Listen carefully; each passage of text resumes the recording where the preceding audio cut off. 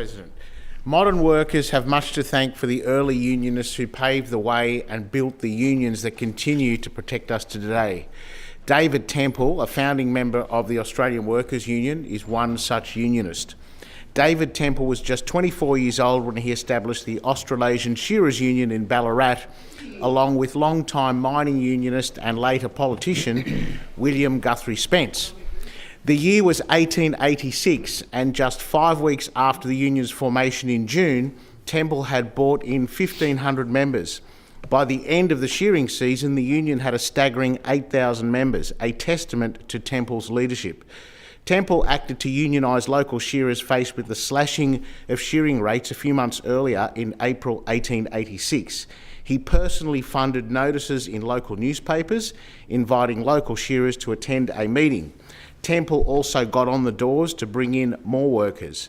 A year later, in 1887, the Australasian Shearers Union combined with shearer unions in Wagga Wagga and Bourke to become the Amalgamated Shearers Union of Australia. Temple was chosen as the General Secretary and William Guthrie Spence as the President. The union represented workers in New South Wales, Victoria and South Australia. It became Australia's biggest labour organisation with 20,000 members in just 3 years. In 1894, the Amalgamated Shearers Union of Australia joined the General Labourers Union and formed the Australian Workers' Union. Around this time, the Labor Party was also formed. In the aftermath of that maritime and shearer strikes in 1890 and 1891, unionists thought that they needed direct representation in politics to make real change for workers. David Temple strongly advocated for this. From the get-go, the AWU was instrumental in building the labour movement as we know it today.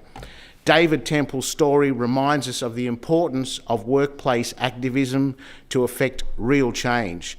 Today, the AWU continues to grow, serving workers from many different industries.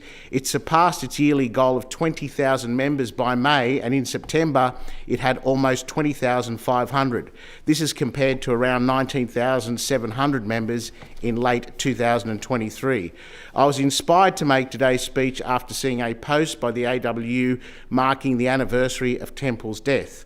And I quote from the post, "Temple is the example of how any Australian can bring a workplace together and fight for real change. And by honouring his memory, the AWU hopes to inspire to stand up and speak."